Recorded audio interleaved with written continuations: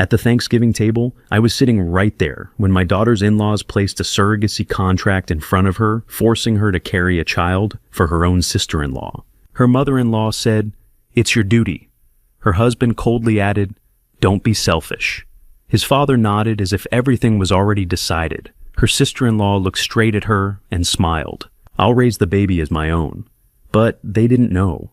When my daughter calmly circled one clause and slid it back across the table, that smile vanished and the entire room fell silent. "I appreciate you being here with me. One small thing before we start, leave me a comment and tell me, have you ever trusted someone with your family, only to find out they had a plan you never saw coming? Yes or no is enough. I read everyone." A quick note. Some details in this story have been shaped for narrative purposes. The truth behind it is what I hope stays with you. Most families pass the gravy at Thanksgiving. Mine passed a 22-page contract, printed on paper heavy enough to bury someone with. I noticed the folder before I noticed the turkey.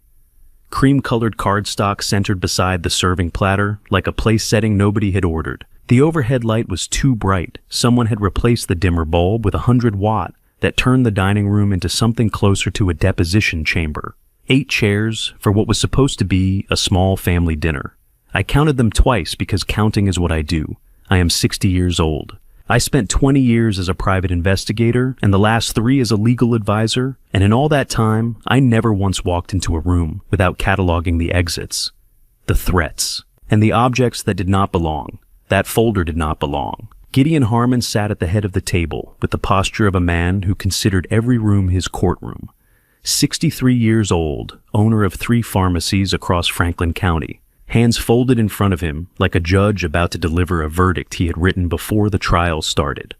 His wife, Linda 60, a homemaker who had organized church fundraisers for 22 years with campaign manager precision, had hugged me at the front door 3 seconds longer than necessary. I could still smell her perfume on my collar gardenia, applied heavily the way people apply perfume when they want you to remember they were kind to you before the conversation turns. "El Walt, good to have the whole family together," Gideon said. "All of us." He emphasized the last 2 words. I filed that. Linda touched my arm from across the breadbasket. "We're so blessed this year, so blessed." In 20 years of work, I learned that people who announce blessings are usually about to ask for a sacrifice. Ryan Harmon, 34. A pharmacist managing the downtown branch of his father's chain sat to Gideon's left. He extended a handshake when I arrived. That felt like a man trying to remember if he had locked the car. Now he was staring at his plate like it owed him money, pushing a piece of sweet potato back and forth with his fork. The sound of stainless steel scraping porcelain filled the silence between Linda's blessings. Vivian Harmon, 38. Gideon's daughter and owner of a wellness spa on Maple Street, arrived in a pearl-colored blouse and the careful composure of a woman who had rehearsed her role in the bathroom mirror. She sat beside Ryan and kept touching the napkin in her lap, folding and refolding the corner like someone practicing patience they did not naturally have. And at the far end of the table, as far from Gideon as geometry allowed, sat my son, Derek Calloway, 35, a real estate agent who had not closed a sale in 4 months. Had the posture of a man trying to become invisible. He had not looked at me since I walked in. He had not looked at anyone.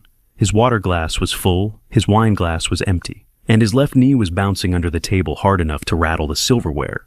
I smelled the turkey, rosemary and sage properly brined. Someone had spent real time on this bird. I smelled cinnamon from a candle on the sideboard, and the faint chemical sweetness of furniture polish on the oak table. The table was polished for company. This was a performance. You fathers out there, who have sat at a table where the knives were already out before the turkey was carved, you know what this room smelled like beneath the cinnamon and sage. It smelled like preparation. It smelled like a room that had been set for a purpose that had nothing to do with gratitude. I picked up my water glass. The condensation was cold against my palm and I held it there, letting the sensation anchor me, the way cold evidence anchors a case, something real in a room full of theater. Then I looked across the table at my daughter, Claire Harmon, 31, an ICU nurse whose 12-hour shifts had taught her to read a room faster than most people read a menu. She sat with her hands flat on either side of her plate, not eating, not drinking, not performing, just still. The kind of stillness I recognized from trauma wards and interrogation rooms. Not calm. Containment. She caught my eye for exactly 1 second. Not surprise, not fear, recognition. She already knew what the folder contained. My daughter had walked into this room prepared, and she came anyway. That told me two things. Whatever was inside that cream-colored folder was bad enough to prepare for. And Claire had decided that facing it was better than pretending it did not exist. She got that from her mother. "Claire, you look so healthy," Vivian said, reaching across the table to touch Claire's wrist. "You really do. Doesn't she look healthy, Mom?" "She absolutely does," Linda said, glowing. They were appraising her, not complimenting her. I have watched people appraise property for 20 years. I know the difference. A compliment lives in the voice. An appraisal lives in the eyes. And both Vivian and Linda were looking at my daughter the way a contractor looks at a lot, measuring yield, not beauty. I tasted the cranberry sauce. Too sweet. Store-bought, dressed up with orange zest to look homemade. Like everything else in this room, something ordinary wearing an expensive costume. I looked at the folder again. The cardstock was heavy textured, the kind you order from a printer who does wedding invitations. Someone had paid to make this feel like a gift. That cream-colored folder was not a decoration. And in 20 years of reading evidence, I have learned one thing about documents printed on expensive paper. They are never gifts. They are always cages built to look like frames. Whoever placed that folder beside the turkey wanted my daughter to feel honored when she opened it. I intended to make sure she felt something else entirely. But that Thanksgiving table was Thursday. Let me take you back 2 days to the morning I should have started listening. Wednesday, my kitchen, 6:14 on the coffee pot timer because Margaret said it 20 years ago. And I have not changed it because changing it would mean I have accepted that she is gone. The blue mug she painted at a ceramics class in 2011 sits on the second shelf. I have not moved it. Her chair at the table still holds the dent her body pressed into the cushion across 31 years of mornings. I have not moved that either. You men who have lost a wife and kept her chair exactly where it was, you know, this is not sentimentality. It is a negotiation with the universe. Move the chair and the deal is final. Margaret Calloway had been a school librarian who cataloged books the way she cataloged suspicions, quietly, completely, and in a notebook she kept behind the third shelf in my study. She died of a stroke 3 years ago at 57. That morning, I sat across from her empty chair and remembered the last useful thing she ever said to me about my son-in-law. "I don't like Ryan," she told me one evening in the 2021, folding a dish towel into thirds the way she folded everything with unnecessary precision. Not because he's bad, because he's too cautious. Cautious people are hiding the math. I investigated Ryan for 3 weeks after that, pulled his financials through a contact at the county clerk's office, checked his pharmacy license, his college transcripts, his credit history. Found nothing I was willing to see. I closed the file. It was the only investigation I abandoned in 20 years of professional work. And I abandoned it because my wife's instinct did not fit inside the evidence box I had built for it. Margaret never mentioned Ryan again. She did not need to. She had said what she said, and she trusted that I would eventually find my way back to it. She was right. She was always right. And she died before I could tell her so. I drank my coffee. It tasted the way Wednesday coffee always tastes, like the last quiet morning before something you cannot name. The phone rang at 7:40. "Claire, Dad, you're coming tomorrow, right?" Her voice had the flat rhythm of someone reading from a script she did not write. "Ryan's parents will be here. Just a small dinner, nothing special." Nothing special? My daughter has never once in her life used those two words together. Claire Harmon does not do nothing special. She works 12-hour ICU shifts where the difference between special and nothing is a ventilator setting and 4 seconds. She says nothing special the way witnesses say it, when the special part is exactly what they are trying to bury. "I'll be there," I said. "Good." A pause. The kind of pause that has furniture in it, something she wanted to say, blocking the hallway. "Dad, yeah. Just bring your coat, the good one." She hung up. I held the phone for 11 seconds. My daughter had just told me to dress well for a nothing special dinner. In 20 years of detective work, I have never once heard an innocent person give wardrobe instructions. Thursday morning, Thanksgiving.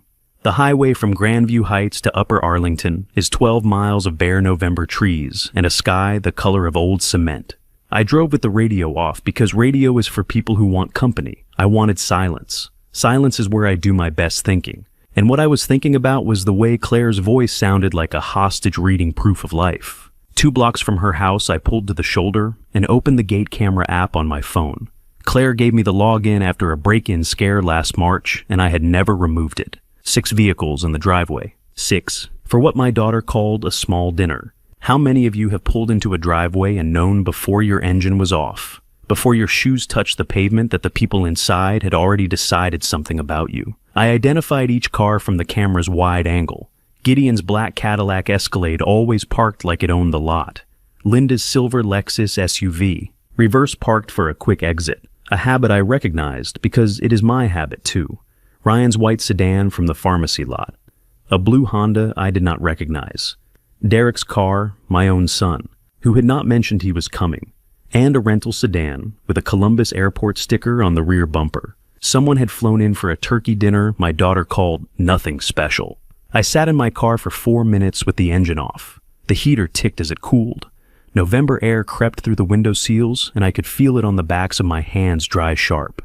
The kind of cold that makes you aware of your own skin. I smelled wood smoke from a neighbor's chimney and the faint sweetness of dead leaves composting in the gutter. I counted what I knew. Claire's voice was scripted. The dinner was overstaffed. Someone had traveled. My son had not told me he would be there. And Margaret, 3 years dead and still sharper than me, had warned me about the cautious man at the center of this family.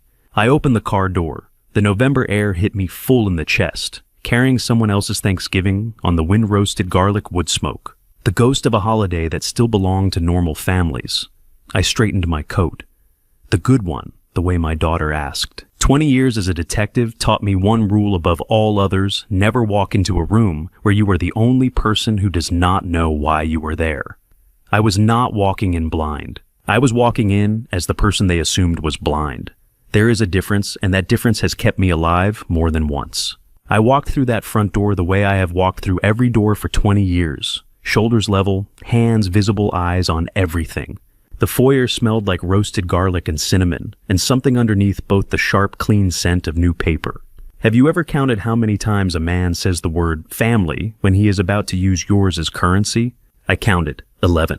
Gideon rose from the head of the table after the appetizer plates were cleared. He buttoned his jacket, a gesture I have seen in courtrooms more than dining rooms, and began speaking in the measured cadence of a man who had rehearsed in his bathroom mirror until the pauses landed in the right places. This family, he said, has been through more than most. Vivian has carried a burden that no woman should carry alone. 4 rounds, years of trying, and through all of it, this family held together because that is what family does. Family. He used it like mortar, packing it between every sentence to make the structure feel solid. I watched his hands, steady, practiced. The hands of a man who had given this speech before, possibly to a different audience, possibly with different words, but the same architecture. Family is the one investment that always pays back, he continued. Vivian has fought longer than any woman should have to fight, and real family steps forward. I looked at Ryan. His left leg was bouncing beneath the tablecloth hard enough to ripple the water in his glass. He was staring at a fixed point on the wall behind my head, the 1,000-yard stare of a man who has been told where to sit and what not to say. Linda sat with her hands folded in her lap. I had noticed that posture before at Claire's wedding reception, when the seating chart was rearranged at the last minute and Linda said nothing for 45 minutes. Her tell. Folded hands meant the plan was already in motion and her job was to wait. Then Vivian spoke. 4 times, she said, and her voice cracked on the second word. 4 rounds of IVF, $187,000. Each time they told me it didn't work a part of me. She stopped, pressed her fingertips to her eyes. The pause lasted exactly 3 seconds, long enough to land short enough not to lose the room. You women who have ever sat at a holiday table and felt the room tilt, felt every smile sharpen into something with a point you already know what was coming next. Vivian's pain was real. I did not doubt that. 4 failed rounds of IVF will break anyone. But the delivery, the timing of the crack, the placement of the pause, the way her hand dropped from her face and found the napkin she had pre-positioned on her left side, that was choreography. I have watched witnesses rehearse on the stand for 20 years. I know the difference between a woman who is breaking and a woman who broke months ago and is now performing the memory of it for a specific audience. The specific audience was my daughter. I looked at Claire. She had not moved. Her hands were flat on the table. Her face was the face she wore during 12-hour ICU shifts when the patient was crashing and the protocol was clear, and the only acceptable response was stillness. She was not surprised. She was enduring. And while Gideon spoke and Vivian wept, and the room held its collective breath like a jury waiting for the verdict, my mind left the table. It went somewhere more useful. It went to my daughter. Claire at 14 sitting in the hallway outside my gastroenterologist's office with a medical textbook open on her lap. She had noticed my symptoms before I did the weight loss, the color in my face, the way I winced after coffee, and she had researched it herself because she did not trust me to take care of myself. She was right. Claire at 22, working triple overnight shifts at Riverside Methodist to cover her own nursing school tuition because she refused to let me take a second mortgage. I found out 6 months later. She had not told me because she knew I would insist, and she did not want me to insist. She wanted to handle it. Claire at 27, wiring Derek $8,000 at 3 a.m. because he called her crying about a debt he could not name. She did not ask a single question. She sent the money and called me the next day to make sure I had eaten breakfast. There are two kinds of people at a family dinner, those who serve the food and those who serve the verdict. That evening, my daughter was being served, and the people serving her had spent $187,000 on the credentials to do it. Gideon finished. The room was silent in the way rooms are silent after a sermon, not because the congregation is moved, but because no one is sure whether they are permitted to speak. Gideon looked at Linda. Linda looked at the folder. The cream-colored folder that had been sitting beside the turkey platter since before I arrived. She rose from her chair. She picked it up with both hands, and she walked around the table to Claire's side with the unhurried grace of a woman delivering a christening gift. "Claire, sweetheart," she said softly. "We have something we'd love to share with you, as a family." She placed it on the table beside the cranberry sauce, cream-colored cardstock, a small brass paperclip aligned on the corner of page 1, with the kind of care you give something you have been planning for longer than one holiday season. The paperclip caught the overhead light and threw a thin gold line across the tablecloth. The room went quiet. Not the quiet after a sermon, the quiet before a sentencing. Every person at that table knew what was inside that folder. Every person except, they believed me. They were wrong about that. And they were about to be wrong about much more.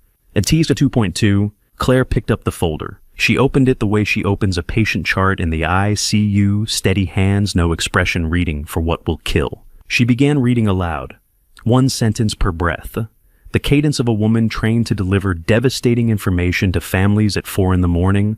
without letting her voice shake. I had heard that voice before in hospital hallways on phone calls. In the measured way she told me Margaret's stroke was massive, and there was nothing more they could do.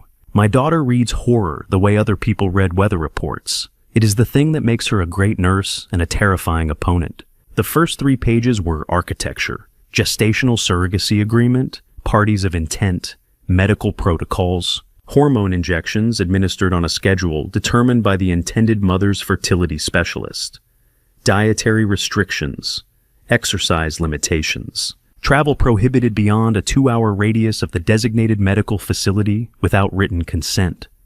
I listened and I watched. Ryan's leg accelerated under the tablecloth when Claire reached the hormone clause. His water glass trembled. He knew what those injections meant. He was a pharmacist. He understood dosages and side effects and the specific ways synthetic hormones alter a woman's body, and he was sitting 3 feet from his wife while she read a contract that would turn her into a pharmaceutical delivery system managed by his sister. Linda's hands tightened in her lap when Claire reached the financial section, a small contraction knuckles whitening for less than a second before she smoothed them flat again. Her tell. The plan was proceeding, but the money part made her grip something. And Marcus Tully, 55, an estate lawyer whose forehead had begun to shine the moment the folder was opened, pressed a cocktail napkin to his temple when the indemnification language began. He sat 2 chairs from Gideon with the posture of a man calculating his exit. He was the one who drafted this document. The rental car with the airport sticker was his. Then Claire read the clause that changed everything. The gestational carrier hereby authorizes the intended mother to receive on her behalf all communications pertaining to medical care, prenatal testing, and clinical recommendations. On her behalf, my daughter, a woman who has kept strangers alive with her hands at 3 a.m, who diagnosed my ulcer before my own doctor did, who can read a blood panel the way I read a crime scene, would not be allowed to receive her own test results. Every lab report, every ultrasound, every screening would route through Vivian. They were building a room around my daughter's body and handing someone else the only key. You nurses, you paramedics, you women who have held strangers' lives in your hands in the middle of the night.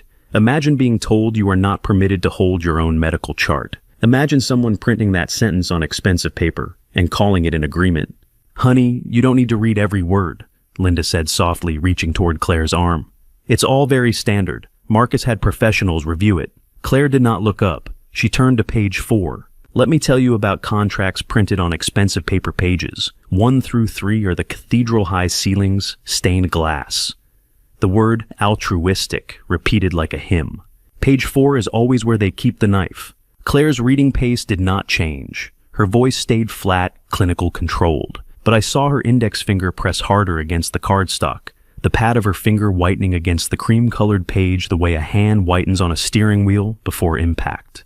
The intended mother reserves the right at her sole discretion to request termination of carriage prior to 24 weeks gestation should genetic screening results fall outside preferred parameters. She read it once. The room heard it once. And once was enough. Preferred parameters. I turned those 2 words over in my mind the way I turn evidence looking for the weight, the angle, the intent behind the language. Sex selection. Genetic filtering. A clause that gave Vivian the legal authority to end a pregnancy inside my daughter's body if the child did not meet specifications. Not medical necessity. Not health risk. Specifications. A return policy printed on wedding invitation cardstock and tucked between the dietary restrictions and the travel radius. "That's just protective language," Gideon said, clearing his throat with the practiced casualness of a man who has rehearsed his dismissals as carefully as his speeches. "Standard in any agreement. No one expects to use it." I looked at Vivian. Her face did not move. Not a flinch, not a blink, not the smallest adjustment of the muscles around her eyes or the corners of her mouth. The woman who had cried about 4 failed IVF cycles 15 minutes ago, who had pressed her fingertips to her eyelids with the timing of an actress hitting. Her mark sat perfectly still, while my daughter read a clause that would give her sole authority to terminate a pregnancy based on genetic preference. She was not surprised. She had read this clause before tonight. She had not merely read it, she had requested it. Someone had underlined the word irrevocably in fine black pen on the original, and I recognized the handwriting. It matched the thank you card Vivian had sent after Claire's birthday dinner in September, the same careful left-leaning script.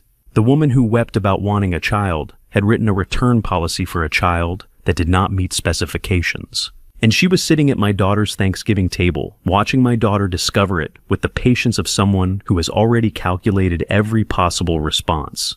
I tasted the wine in my glass. It had gone warm. Everything in that room had gone warm. The air, the light. The pretense that this was a family dinner. The only cold thing left was the document in my daughter's hands and the understanding settling into my chest like ice water.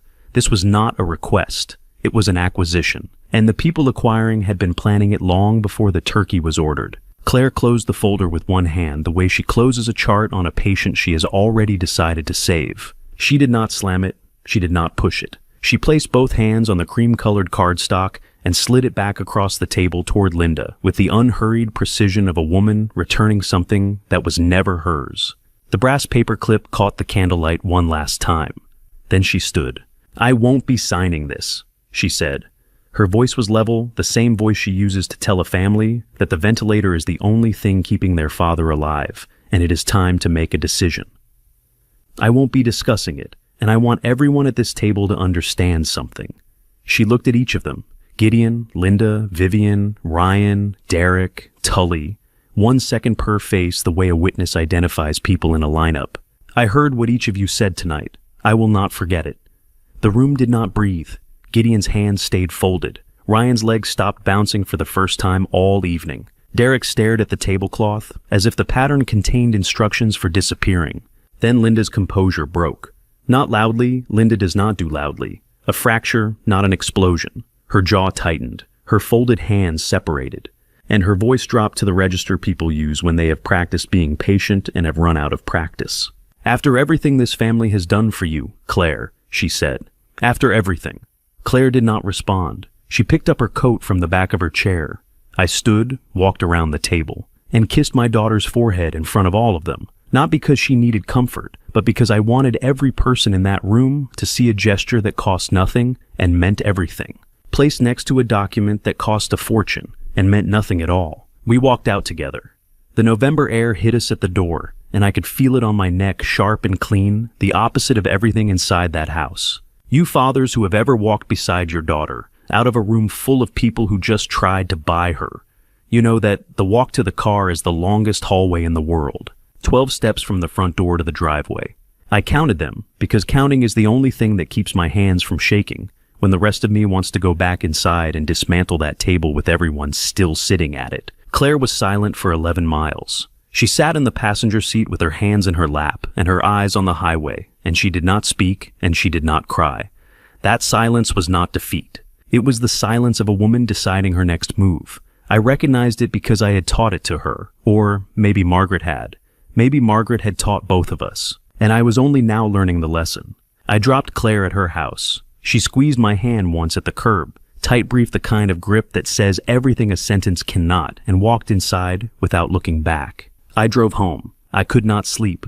The house was dark, and the furnace clicked on and off with the rhythm of an argument it was having with December. I tasted the leftover coffee I had reheated, bitter burnt, the flavor of a kitchen that has not had a woman's hand in it for 3 years. I sat in my study and stared at the bookshelves Margaret had organized by subject, because she was a librarian, and librarians cannot tolerate disorder, even in their own homes. At 2 a.m, I stood up to pull a legal reference book from the third shelf Ohio contract law, a volume I had not touched since my last surrogacy adjacent case in 2018.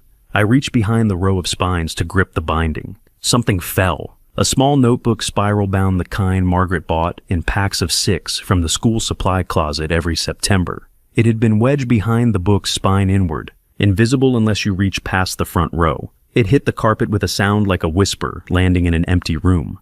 I picked it up, I opened it. Margaret's handwriting, small, precise. Librarian neat, the penmanship of a woman who had spent 30 years writing catalog cards and lesson plans and birthday inscriptions in books she gave to children who could not afford their own. But this was not a diary. This was not a grocery list or a lesson plan or a letter she never sent. This was a case file. There is a particular kind of grief that arrives not when you lose someone, but when you discover they were fighting a war you did not know about, and they lost it alone. Dates, names, dollar amounts, arrows drawn in blue ink connecting entries the way I connect evidence on a whiteboard. She had started in August, 4 months before her stroke. 4 months of questions she was asking alone in this study while I sat in the kitchen and noticed nothing. 4 months of investigation conducted by a school librarian who had learned enough from living with a detective for 30 years to build her own case and who had not told me because I had dismissed her instinct about Ryan and she had decided to prove it herself. I turned to the first page. The first name she had written was Dr. Howard Finch, my daughter's obstetrician. Next to it, a number $28,000, and below that, in smaller letters, underlined once with the careful pressure of a woman who wanted to make sure this line would survive, even if the rest did not. Why isn't there Dr. Claire's doctor? Ont it be Martins, Eira Raspafburl. My wife had been asking the right questions. She had run out of time before she found the answers. I had not. I sat with Margaret's notebook until 4 a.m. Every page raised a question I should have asked 3 years ago. By dawn, I had read it twice and understood one thing clearly. My dead wife had been smarter than me, braver than me, and more alone than I ever knew. How long does it take a son to sell his sister? And how long before that does he start asking questions about the paperwork? I called my brother Friday morning. Bobby Calloway, 55, a retired forensic evidence technician who still wore latex gloves to sort his mail, answered on the second ring, with the grunt of a man who had been expecting bad news since the day he retired from the crime lab. Bobby, I need to ask you something about surrogacy contracts, I said. I kept my voice casual forensic curiosity, nothing personal. From an evidentiary standpoint, what makes one unenforceable? Silence. Not the thinking kind, the remembering kind. The silence of a man reaching back into a conversation he had already had. That's a strange coincidence, Bobby said slowly. Someone asked me the same thing about 6 months ago. Same question, almost word for word. I felt the coffee cool in my hand. Who? Bobby paused again. longer this time. The pause of a man who does not want to say what he is about to say. Derek, my son, my 35-year-old son, who could not close a real estate deal, but had apparently found time to research contract law 6 months before anyone mentioned surrogacy to my daughter. He asked what would make a surrogacy contract unenforceable. Bobby continued. I told him coercion was the primary grounds if there's evidence the carrier was pressured or misled about the terms. He wrote it down, like he was studying for an exam he already knew was coming. I set the coffee on the counter. The mug left a ring on the wood, a small brown circle that Margaret would have wiped before it stained. I did not wipe it. 6 months. Derek had been doing homework on this contract half a year before Thanksgiving. Claire and Ryan had not mentioned surrogacy to anyone. 6 months ago, I would have heard about it. Which meant Derek did not learn about the plan from Claire. He learned about it from the people who were building it. You brothers and sisters out there, who have lent money at 3 a.m. without asking why, how many of you ever wondered whether the person you saved was already calculating what you were worth? Claire wired Derek $8,000 in the middle of the night because he called crying. She did not ask a single question, and while she was saving him from a debt he could not name, he was already sitting in meetings with a family that would try to turn her body into an instrument. I stood at the kitchen window. The street was quiet Friday after Thanksgiving, the neighborhood asleep under leftover food, and the slow paralysis of overeating. A cardinal sat on the fence post, where Margaret used to hang a sweet feeder. The bird looked at me, the way birds look at everything without judgment, without memory, without the burden of knowing what people do to each other behind closed doors. I poured the cold coffee into the sink and let the water run until the stains circled the drain. Then I sat down and did what I should have done 3 years ago. I opened the investigation. But first I need to tell you about a woman named Eleanor Bass. 2 months before Thanksgiving, Claire called me at 11 at night. Her voice had the flat, controlled tone she uses after a patient dies, not calm but contained. The way you contain something that would break everything around it if you let it out. Dad, I lost a patient tonight, she said. A surrogate, 31 years old. Eleanor Bass, 31, the same age as my daughter. She had been receiving hormone injections without proper medical supervision, a protocol managed not by her own physician, but by the intended family's fertility specialist, who had never examined her in person. Her kidneys failed first, then her liver. By the time Claire's team at the ICU got to her, the damage was systemic and irreversible. Eleanor Bass was 31 years old. Claire is 31 years old. That is not a coincidence. That is a mirror, and I was staring straight into it.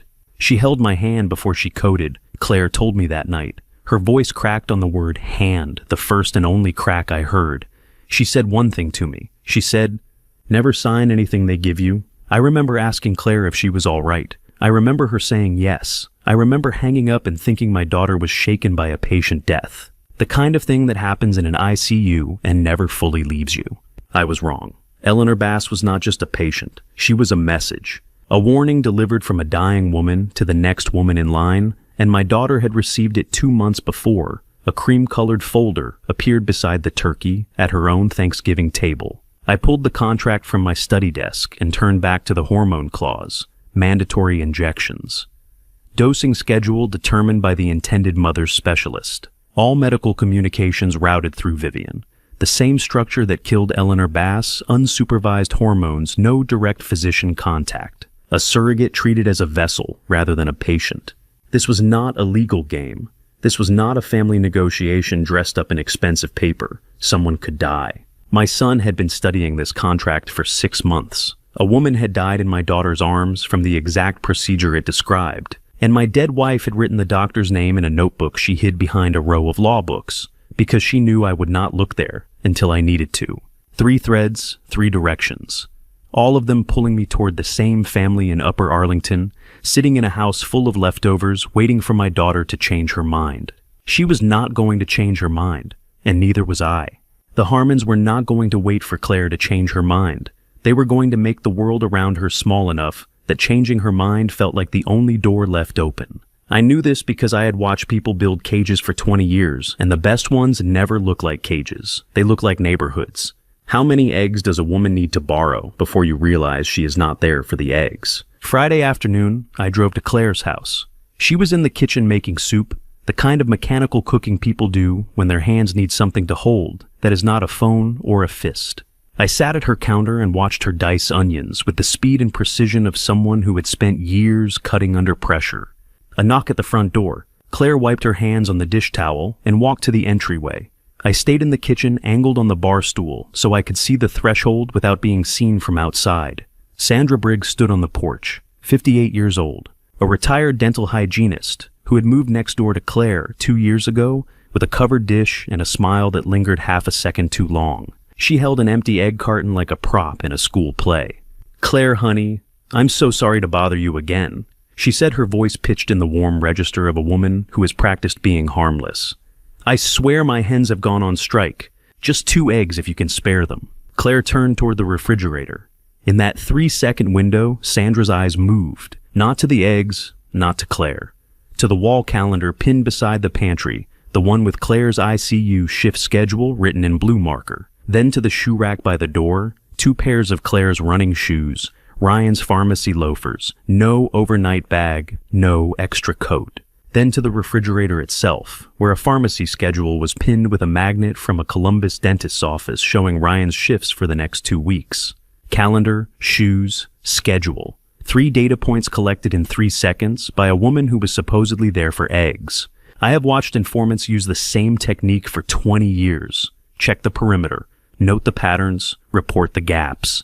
Sandra Briggs was not a neighbor. She was an asset, and the person running her was not standing on this porch. You women who have ever had a neighbor who was a little too interested in your schedule, a little too present at your door, trust the feeling in your stomach, because your stomach has better instincts than your manners. Claire handed her 2 eggs. Sandra thanked her with the effusive gratitude of someone performing appreciation rather than feeling it, and walked back across the lawn with the careful pace of a woman who wanted to check the driveway on her way out. "She's been doing that all month, Dad," Claire said, closing the door. "I thought she was just lonely." She was not lonely. She was on assignment. I left Claire's house at 4 o'clock. I drove home with the window cracked despite the cold because I needed the air to keep my thinking sharp. The November wind smelled like frozen earth and chimney ash, and the faint diesel exhaust of a delivery truck passing on the highway. I gripped the steering wheel until my knuckles ached. That evening, I sat at my desk and ran Sandra Briggs through every database I still had access to: public property records, social media, archives, county voter registration, high school alumni networks. The tools of a retired investigator are slower than an active one's, but they work if you are patient, and patience is the one professional skill I never lost. The results arrived like dominoes. Sandra Briggs lived in the Clintonville neighborhood of Columbus from 1989 to 2022. Linda Harmon lived in the same neighborhood from 1987 to 2005. Same zip code, same grocery store, same 15-year overlap, same high school Whetstone class of 1984. Linda and Sandra graduated the same year. Not acquaintances, classmates. Same church charity committee, First Presbyterian Women's Auxiliary, for 8 consecutive years. Not casual members, co-chairs. A conspiracy is not a bomb. It is a garden. Someone plants it years before the harvest, waters it with small favors and covered dishes, and waits until the roots are so deep that pulling them out would destroy the ground they grew in. 2 years ago, Sandra Briggs sold her Clintonville townhouse and moved into the rental next door to my daughter. 6 months before Claire and Ryan's engagement was announced. 6 months before anyone in my family knew the word surrogacy would enter our vocabulary. I mapped the timeline on my desk with a pencil and a legal pad, the same way I mapped evidence for 20 years. Sandra moves in 2 years ago. Derek asks Bobby about contract invalidation. 6 months ago. The contract is printed on expensive paper sometime in the last 3 months. The folder lands on the Thanksgiving table 4 days ago. 2 years of preparation. Sandra was the perimeter, the eyes next door reporting Claire's schedule, her routines, her vulnerabilities, her moments alone. The doctor Margaret had written about was the medical access 3 years of escalating payments buying Claire's reproductive file. The contract was the lock. And my daughter had been living inside a cage for 2 years without knowing the walls were already up, because the walls were made of covered dishes and borrowed eggs and a neighbor who smiled too long. Linda Harmon did not build this conspiracy at a Thanksgiving dinner. She built it the way she built everything early, quiet, and with the absolute confidence of a woman who believed that nobody was watching.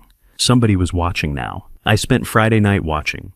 Saturday morning, I stopped watching and started listening because my daughter called at 8 and asked me to meet her at a place where nobody borrows eggs. She was already seated when I arrived, corner booth at Brewer's Tap in Grandview Heights, back to the wall facing the door. I had not taught her that. Or maybe I had. Without knowing it, the way parents teach things by doing them 1,000 times in front of a child who is always paying closer attention than you think. Claire sat across from me with a cup of black coffee and the calm of a woman who had already made her decision before I made mine. Ryan showed me the contract Wednesday night, she said. I set my coffee down. The ceramic was hot against my fingertips, and I held it there, letting the burn keep me steady. I read all 22 pages before he finished his beer, she continued. I didn't sleep, and then I went to Thanksgiving dinner anyway. The noise of the restaurant silverware on plates, a child laughing somewhere near the register, the hiss of the espresso machine shrank to a single point. My daughter had walked into that dining room knowing what the folder contained. She had sat through Gideon's speech and Vivian's performance and Linda's careful placement of the document knowing. And she had not told me. Why, Liz, I asked, because I needed to know who else was in on it. She wrapped both hands around her mug. The steam curled between her fingers. You can't fight something if you don't know its shape, Dad. You taught me that when I was 12. She was right. I had said those words to her on the front porch after a girl at school had been spreading rumors, and Claire wanted to confront her immediately. I told her to wait to watch, to learn the shape of the problem before swinging at it. She was 12. She listened. 20 years later, she used it on her own family. You parents who have spent years teaching your children how to see the world clearly, there comes a day when they turn that clarity on your own family, and you realize you built a weapon you cannot take back. I watched every person at that table, Claire said. She ticked them off on her fingers, not angrily, not desperately, but with the methodical precision of a nurse charting vitals. Gideon rehearsed his speech. Linda placed the folder. Vivian cried on cue. Ryan stared at his plate because he already knew what was inside. Derek wouldn't look at anyone because he already knew too. And Tully was sweating because he drafted it. She looked at me. Dad, I'm not the victim in this story. I'm the observer. I needed you there because I needed someone else reading the room while I read the document. We were running the same investigation from opposite sides of the table. I took a drink of my coffee. It was bitter and too strong and exactly right. My daughter had done what I would have done, walked into a hostile room with her eyes open and her mouth shut, cataloging threats, measuring alliances, counting the people who looked away. She had learned it from me or from Margaret, or from 12-hour shifts in an ICU, where the difference between a patient who lives and one who dies is whether the nurse catches the thing that everyone else misses. I was proud of her in a way that also terrified me. There's a question we need to answer, I said. Ryan showed you the contract the night before. Why? Claire's hands tightened on her mug. I don't know. Maybe conscience. Maybe a trap. Maybe he wanted to see what I would do so he could report back to his father. What did his face look like when he showed you? She paused. The espresso machine hissed behind the counter. A waitress walked past carrying plates that smelled like bacon and maple syrup, the ordinary sweetness of a Saturday morning that had nothing to do with what we were discussing. His face wasn't sorry, Dad, she said slowly. It was blank, like he was handing me a file and stepping out of the room, like he wanted to be able to say he told me without actually being the one who stopped it. When a man hands you a loaded document the night before a family dinner and says nothing else, is he giving you a warning, or is he making sure his fingerprints are on the mercy and not the crime? I have seen that face before. I have seen it in interrogation rooms and deposition offices and across plea bargain tables, where men sit with their lawyers and calculate which version of the truth costs them the least. Ryan Harmon was not warning his wife. He was not confessing. He was positioning himself to survive no matter which way the wind blew. If Claire signed, he could say he gave her the information. If Claire refused, he could say he tried to warn her. Either way, Ryan walked away clean or clean enough. That is not conscience. That is hedging. And hedging is what people do when they know they are on the wrong side, but lack the courage to cross to the right one. Claire looked at me across her coffee cup. Dad, you taught me how to read people when I was 12. Remember? I remembered. I also remembered that I had never wanted her to use that skill inside her own marriage. Ryan Harmon had shown his wife the contract and then walked into Thanksgiving dinner with the blankest face at the table. That was not a confession. That was a chess move. And I needed to know whose board he was playing on, because in my experience, The man who positions himself to survive every outcome is usually the man standing closest to the person who planned them all. Before I could learn whose board Ryan was playing on, I needed to settle accounts with my own blood. I needed to sit across from my son and ask him a question that would cost us both something we could never get back. I wrote a number on a napkin and slid it across the bar to Derek, the way I used to slide evidence across interrogation tables to strangers. 340,000. His debt. The number that started everything. Derek looked at it. He did not pick it up. He did not push it away. He stared at it with the focused blankness of a man who had been expecting this conversation and hoping it would never arrive. I did not speak first. 20 years taught me that silence is the most effective interrogation tool ever invented. Silence does not argue. It does not accuse. It simply occupies the space where excuses would go and waits for the truth to fill the vacuum. Derek filled it. 2 years ago, he said. His voice was low, stripped of the salesman's polish he wore like aftershave. The accident on Route 33. I wasn't insured properly. The other driver's medical bills. The property damage, the legal fees, $340,000. I couldn't pay it. I couldn't tell you. I couldn't tell Claire. But you could tell Gideon. Derek's jaw worked. He picked up his beer and set it down without drinking. The glass left a wet ring on the bar that expanded slowly the way certain truths expand when you finally set them down. Gideon found out. I don't know how, maybe through Ryan, maybe through his lawyers. He came to me in March. He said the family had a plan that would help Vivian help Claire help everyone. He said all I had to do was stay close to Claire, keep her isolated from outside advice, and make sure she came to Thanksgiving. He paused. He paid me $200,000, direct wire transfer. I used it to settle the worst of the debt. I looked at my son, 35 years old. The boy who fell into the creek behind our house when he was 9, slipped on the mossy bank and went under. Claire was 5. She ran barefoot across the yard and pulled him to the shallows by his shirt collar and screamed until I came running. The emergency room doctor said 3 more minutes and Derek would have drowned. My 5-year-old daughter saved his life with her hands and her voice and her refusal to let go. You fathers who have ever sat across from your own child and realized the person you raise has become someone you would have investigated. You know that the silence between sentences is where the heart breaks. Not loudly, not dramatically.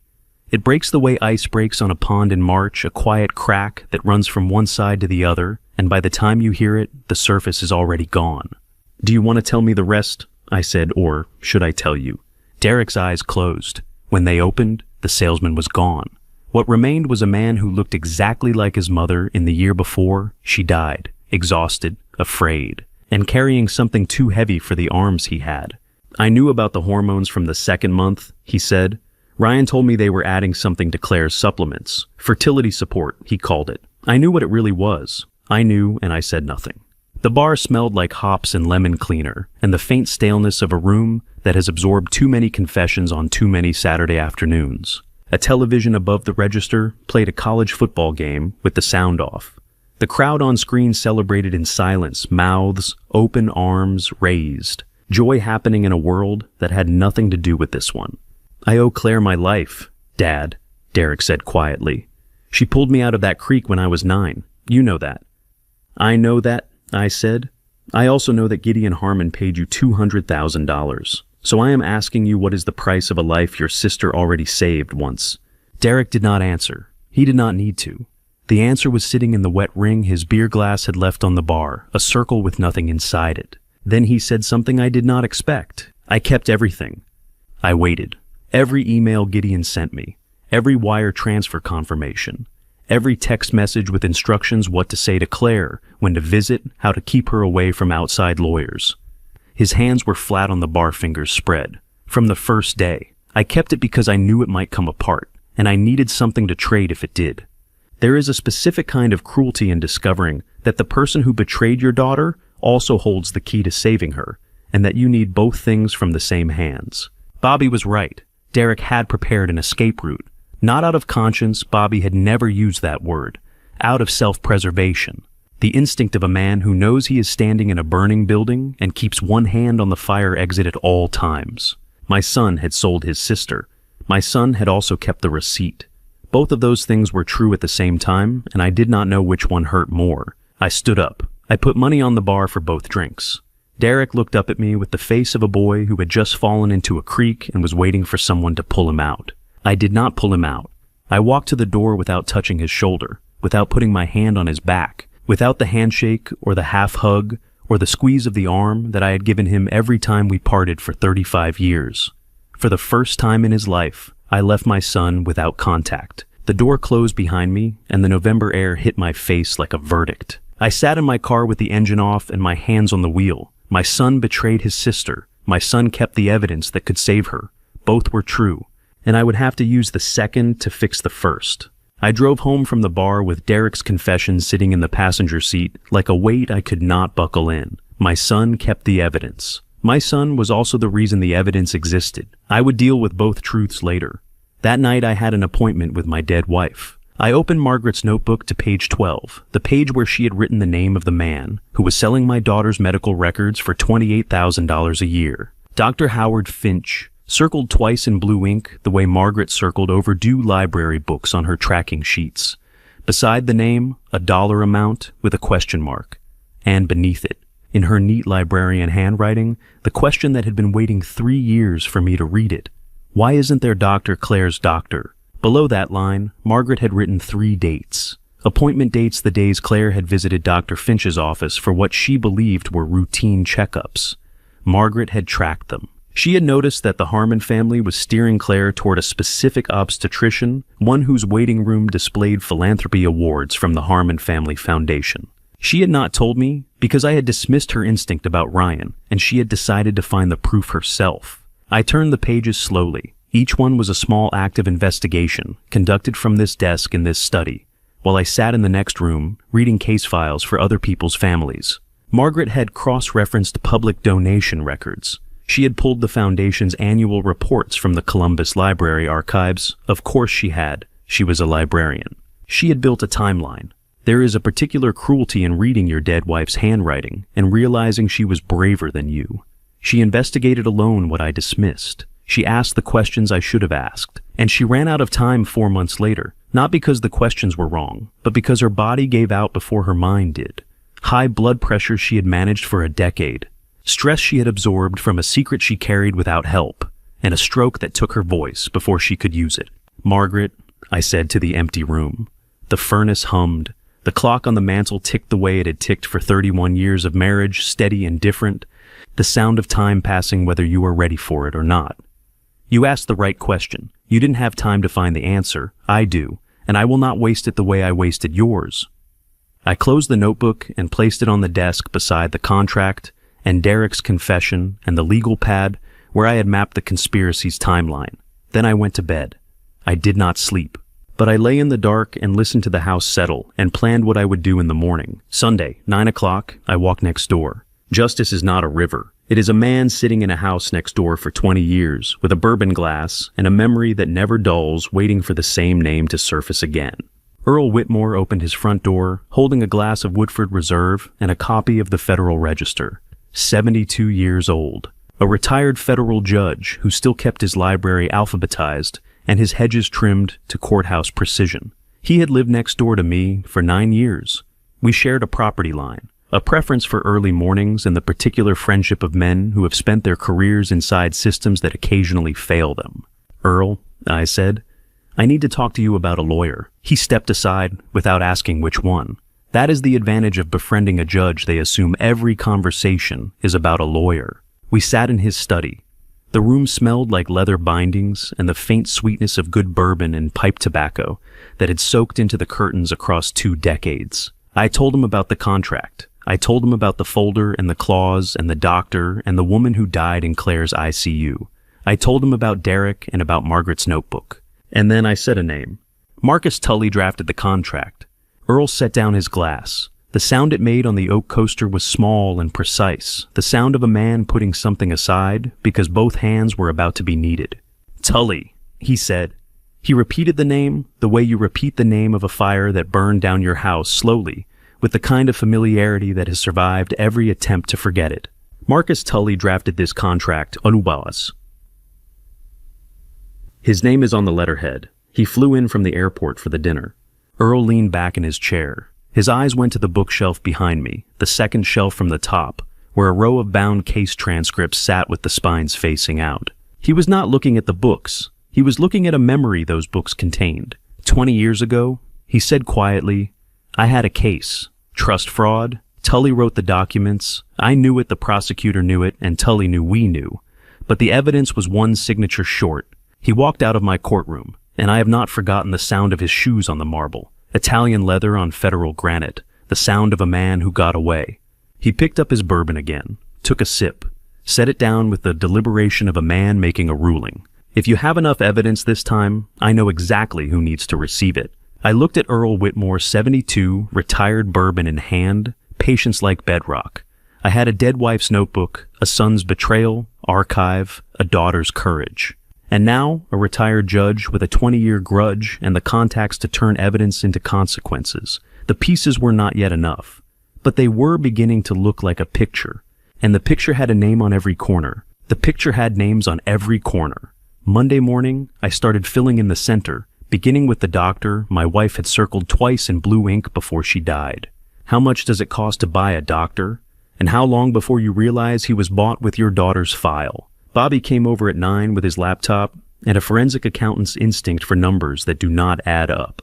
We sat at my kitchen table and pulled public donation records for the Harmon Family Foundation, a charitable entity registered in Franklin County that existed as far as I could tell, primarily to move money from Gideon's pocket to places Gideon wanted it to go.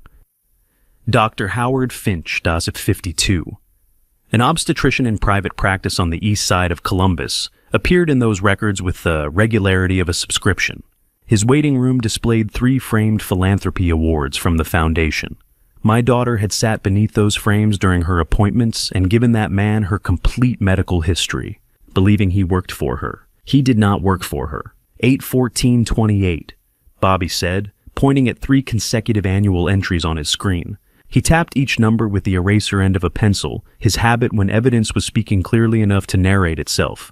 That's not generosity. That's a pricing structure. Year 1 is the introduction. Year 2 is the commitment. Year 3 is ownership. Someone was buying access, not funding research. 3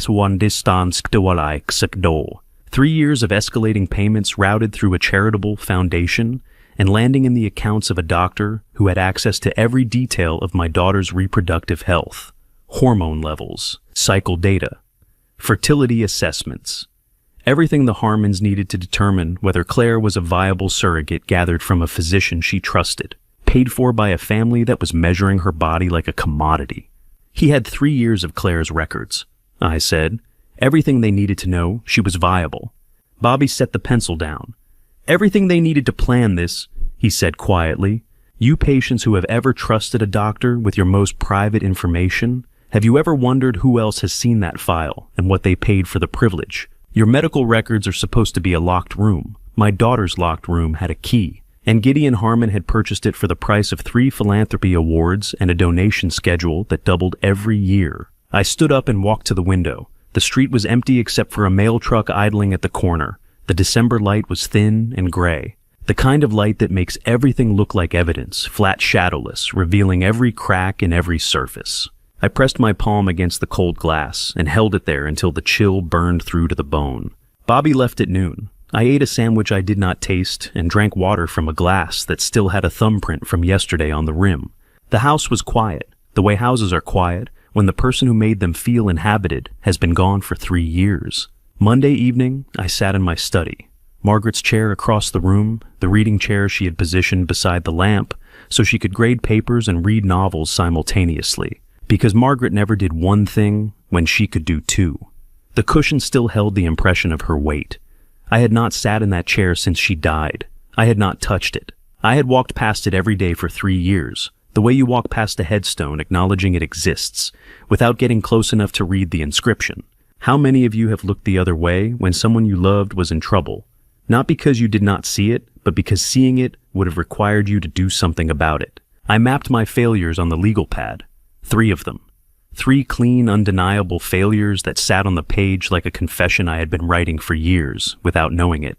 Failure 1, Margaret warned me about Ryan. She said he was too cautious that cautious people hide the math. I investigated for 3 weeks and closed the file because I found nothing I was willing to see.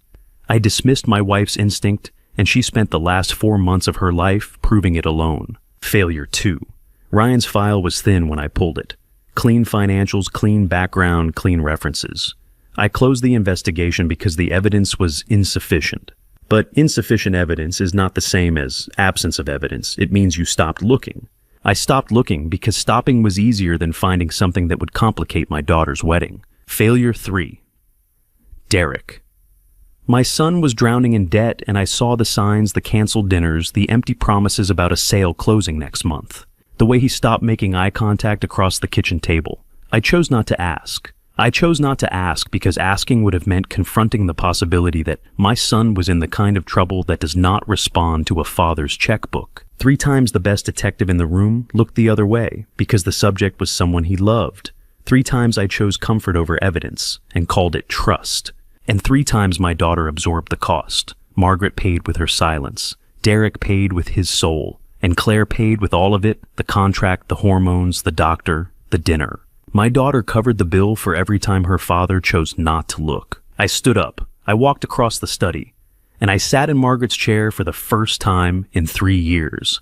The cushion gave under my weight in a way that felt like being held by someone who was no longer there. It smelled like her hand lotion, cocoa butter, and vanilla, and old library books. The particular smell of paper that has been read so many times, the binding softens and the pages remember the shape of the hands that held them.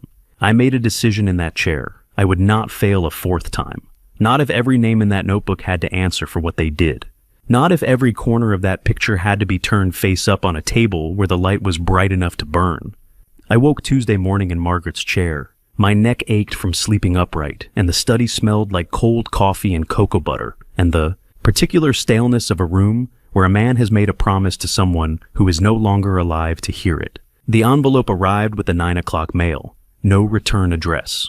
The handwriting belonged to a man who owed me a favor from 2009, a hospital records clerk I had helped during an insurance fraud case. The kind of favor that never expires because the person who owes it knows you will only call once. I had called Sunday night. He delivered Tuesday morning. Inside the envelope was the reason a dying man had tried to rent my daughter's body. Gideon Harmon, stage 2, pancreatic cancer, diagnosed in April 7 months ago. The oncologist notes were clinical and precise, tumor localized but aggressive. Treatment palliative rather than curative prognosis. 18 months with optimal care. I read the report twice at my kitchen table, while the December light came through the window like a blade laid flat across the counter. 18 months. Gideon had approximately 11 months left counting from Thanksgiving to accomplish whatever he needed to accomplish before his body shut down. I pulled public records next. Property assessments, business registrations, the pharmacy chain across 3 Franklin County locations, investment accounts visible through annual filings, real estate holdings. The numbers assembled themselves on my legal pad, the way evidence always assembles itself when you stop looking for what you want and start looking for what is there. The estate was valued at $4.2 million. I set the pencil down. I did the math that Gideon had done months before me, the math Margaret would have done if she had lived long enough to reach this page. A generation-skipping trust requires a living beneficiary. Without a legal grandchild before death, the estate would face federal estate taxes of approximately 40%.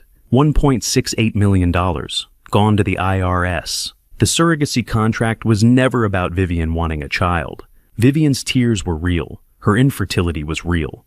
But the urgency, the ambush at Thanksgiving, the expensive folder, the penalty clause, the bought doctor, the planted neighbor, that urgency was not about a nursery. It was about a balance sheet. They did not want a grandchild. They wanted a tax receipt that breathed. You listeners who have ever sat in a hospital waiting room beside someone you love, imagine learning that the person dying beside you had already calculated your body's value on a spreadsheet before. The diagnosis was a month old. Imagine discovering that the family dinner was not a gathering, but an appraisal, and the folder beside the turkey was not a gift, but an invoice for services your body had not yet rendered. I gathered the medical records, the financial summary, and the legal pad and walked next door. Earl opened the door in his reading glasses and a cardigan that smelled like pipe tobacco and old wool. I handed him the envelope without explanation. He sat in his leather chair and read the oncologist's report, the way judges read motions once for contempt, once for implication. When he finished, He set the papers on his desk and removed his glasses. That was his tell. Reading glasses on meant the information was interesting. Reading glasses off meant the information had changed the category of the conversation. Generation-skipping trust, he said slowly, requires a living beneficiary. No grandchild, no trust. No trust 40% goes to the IRS. He tapped the medical report with one finger. Gideon is not building a family. He is building a shelter. With my daughter as the foundation, I said. Earl stood and walked to his bookshelf. He pulled a volume of federal tax code, the kind of book that only judges and accountants keep within arm's reach, and opened it to a section he clearly knew by memory. He ran his finger down the page the way a man runs his finger down a list of names he has been waiting to revisit. I have investigated many bad people in 20 years. This was the first time I had to investigate a dying one. And the hardest part was not hating him, because somewhere beneath the spreadsheets and the penalty clauses and the bought physician, a grandfather genuinely wanted to hold a grandchild before the end. That sliver of humanity did not excuse what he had done, but it complicated my anger in a way that made the anger more dangerous, not less. The contract, Earl said, closing the book. The doctor, the penalty clause, the timeline, the estate valuation. He set his glasses on the desk with the deliberation of a man issuing a ruling. This is structured fraud using gestational surrogacy as the mechanism.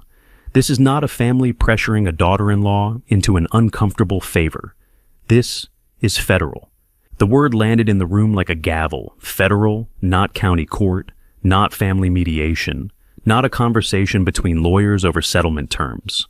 Federal meant IRS investigators. Federal meant criminal referral. Federal meant the kind of scrutiny that does not end when a man dies. It follows the estate, the trust, the co-conspirators, the lawyer who drafted the instrument. What do we need? I asked. Bullmore, Earl said. We need the financial trail complete, every payment, every transfer, every donation that connects Gideon to the doctor. We need someone inside the family who will confirm the motive was fiscal, not emotional. And we need Tully's draft. Because if Marcus Tully knew the purpose of this contract and still drafted it, he is not a lawyer. He is an accessory. Gideon Harmon was dying. He knew he was dying. And he had decided to spend whatever time remained building a cage around my daughter to save himself a sum of money he would never live to spend. Earl looked at me across his desk with the patience of a man who had waited 20 years for a second chance at Tully. We need someone inside that family, he said. Someone who will confirm the motive was money, not love. I already knew who that someone was. I just had not called her yet. I called her Tuesday afternoon from my kitchen, standing beside Margaret's empty chair. Jessie Prescott answered on the first ring and said 3 words. I've been waiting. She had been Claire's best friend for 9 years. 32 years old, a litigation attorney with sharp eyes and an office on High Street, stacked with case files and deposition transcripts. She had been Claire's maid of honor 3 years ago. And for 18 of those months since she had been keeping a secret that could have prevented everything. I drove to her office. She was standing behind her desk when I arrived, not sitting, standing with a manila folder already in her hands thick enough to matter. The office smelled like printer toner and cold coffee and the particular tension of a room where someone has been rehearsing a confession. 18 months ago, I pulled Gideon Harmon's business filings, she said before I sat down. No small talk, no pleasantries. The words came out the way they come out in depositions prepared, sequential, stripped of everything except fact. Shell transfers between 3 pharmacy LLCs, a foundation that donated exclusively to one physician. A real estate trust with no beneficiary listed. I had questions. I didn't have answers. And I couldn't bring Claire questions without answers not about her husband's family. She set the folder on the desk between us. Her fingertips stayed on it for a moment, as if letting go meant admitting the 18 months were real. She is my best friend, Mr. Calloway. I was her maid of honor.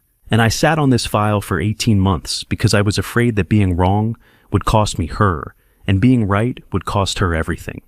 You were right, I said. Jessie's eyes closed for exactly 2 seconds. When they opened, the attorney was gone and the friend was there, exhausted, guilty, and holding an investigation file she had built alone in this office while Claire lived 3 miles away, inside the machine Jessie had been trying to document. I know, she said quietly. That's why I haven't slept in 4 days. How many of you have held a secret about someone you love? Not because you did not care, but because telling the truth felt more dangerous than the lie Jesse Prescott had done what I had done. What Margaret had done, what Bobby had done, investigated alone, found pieces of a picture too ugly to show the person standing inside it, and waited. We were a collection of people who had each held one corner of the truth, and none of us had been brave enough to put the picture together until the picture assembled itself at a Thanksgiving dinner. I took the folder. I did not open it there. I told Jessie I would need her legal expertise in the coming days, and that Claire would need her friendship more than her guilt. She nodded. Then she said something that changed the shape of the next 48 hours. There's someone you should meet. Ryan's younger brother, Ethan. Wednesday, Brewer's Tap. The same corner booth where Claire had told me about the contract 4 days earlier. Jessie sat beside me. Across the table sat Ethan Harmon, 28, an independent bookkeeper who worked from a rented office on 4th Street, the only member of the Harmon family who earned his living without Gideon's permission. He was thin-angular, with the cautious posture of a man who had learned early that relaxation in his family was a luxury that came with a price. He ordered water. He did not touch it. I was 21, he said. His voice was steady, but his hands were not. His right index finger tapped the edge of the table in a rhythm he probably did not notice. I found a transfer between 2 pharmacy accounts that didn't balance. $43,000 moved sideways through a vendor account that didn't exist. I told my father. Wences. He paused. The bar noise filled the gap. Glasses clinking a jukebox, playing something with a steel guitar, the low murmur of other people's ordinary evenings. He thanked me. The next morning he told the family I had been stealing and I was out. 7 years ago. Nobody called me to check. Gideon Harmon did not exile his youngest son for stealing. He exiled him for being honest, which in that family was a far more dangerous crime. Gideon had let Ethan find the irregularity deliberately, then used the discovery as a pretext to remove the one person in the family who would report what he found rather than bury it. He didn't push me out because I found the fraud, Ethan said, as if reading my mind. He pushed me out because I'm the kind of person who reports it. He needed to know that about me early. And then he needed me gone. I leaned forward. The booth's vinyl seat creaked beneath me, cold against the backs of my legs through my trousers. The table smelled faintly of lemon disinfectant and old beer. What do you have? I asked. Emails, Ethan said. Ryan forwarded them to me last year when he was scared. A family thread, my mother, Vivian, my father, discussing the trust timeline, the estate tax deadline, the surrogacy as an instrument. Their words, Mr. Calloway, not mine. He slid his phone across the table. The email chain was 11 messages long, dated across 6 months. I looked at the sender of the first message, the one that started the thread, the one that set the entire conspiracy in motion. It was not Gideon. It was Linda. Read the top one, Ethan said. His finger stopped tapping. His voice dropped to something that was not quite anger and not quite grief, but lived in the space between both. My mother started this. Not my father. He's dying and she's building. And the woman she's building it on top of is your daughter. How long can a reporter sit on a story before the story starts rotting? I found out on a Wednesday afternoon in December, when I walked into Brewer's Tap on 4th Street and sat across from a woman who had been asking that question for 8 months. Ethan's proof that Linda had authored the first email was still burning in my coat pocket, but I needed something else now. I needed reach. I needed someone who could put pressure on the Harmon network from a direction they had never prepared for. Lena Marsh was 29 years old, an investigative reporter for the Columbus Independent who wore no jewelry and carried 2 phones. One for sources, one for everyone who was not a source. She had spent 8 months building a file on the Harmon family that was one source away from publication. And when I sat down across from her, the first thing she did was set both phones face down on the table and slide a manila folder toward me. 8 months ago, she said, someone mailed me a photocopy of a medical consent form with Dr. Finch's name on it and a sticky note that said, "Ask who paid for this." I have been asking ever since. And nobody answers. The folder smelled like copier toner and coffee.